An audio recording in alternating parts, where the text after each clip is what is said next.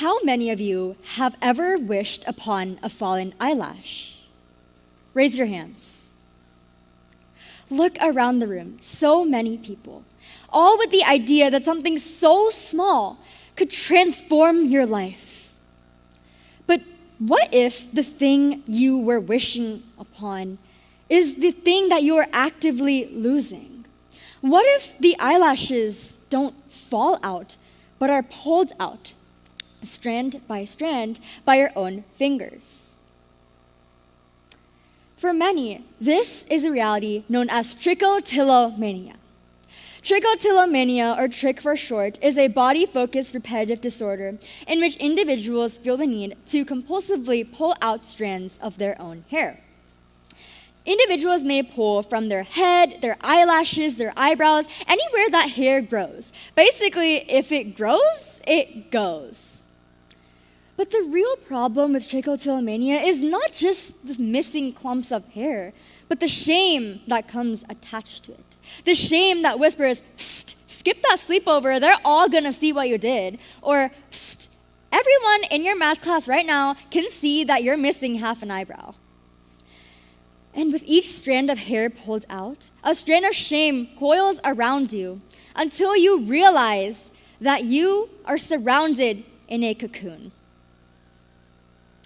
Now, we are conditioned to think of metamorphosis as this beautiful transition from a caterpillar to a cocoon or chrysalis into a butterfly. We often focus on the butterfly flying out, spreading its wings with its vibrant hues. But when transformation is messy or doesn't go the way that we like it, we shun it aside. This is where we need to consider that transformation is not always linear. It can be messy. It can be internal, even.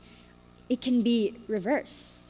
See, individuals with trick don't just pull out their hair. They pull away from friends, family, and themselves. And this is all due to the shame and stigma surrounding trichotillomania as well as several other mental health disorders. And what this shame does is it only pushes you further down into your cocoon. However, we must realize that cocoons are not coffins.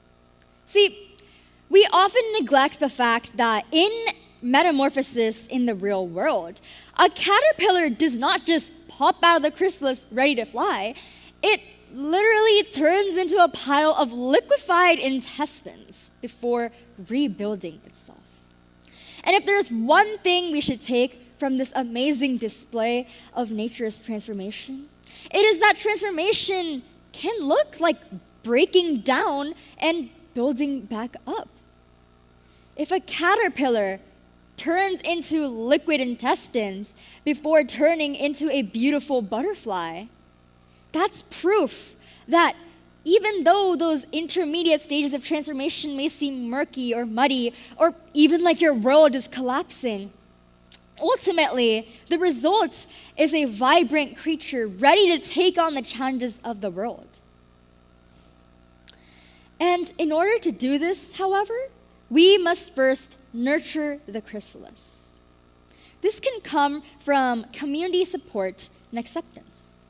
Oftentimes, when individuals with trichotillomania share their struggles, they are met with 3 magic words. Just stop pulling. What a wonderful solution.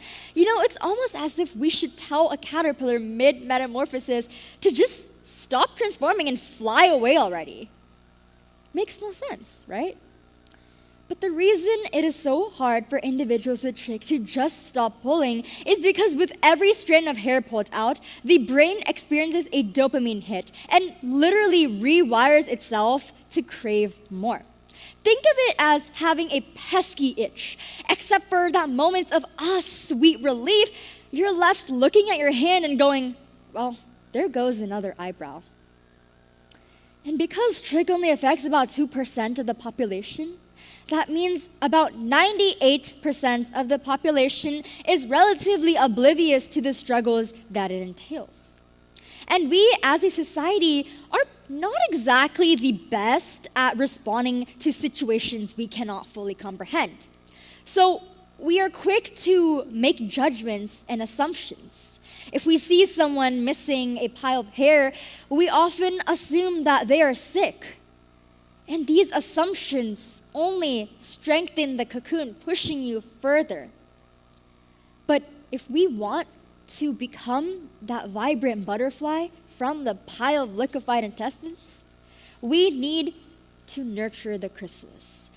And like I said earlier, this can come from simply talking. Shame thrives in silence, but it dies out in the open.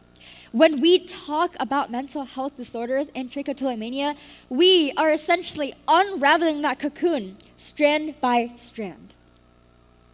And community support and protecting the chrysalis can also have many forms, such as creating social media spaces for individuals to share their experiences, or creating fidget toys to keep their hands away from their face, as well as numerous other opportunities, all to let these individuals share their voice.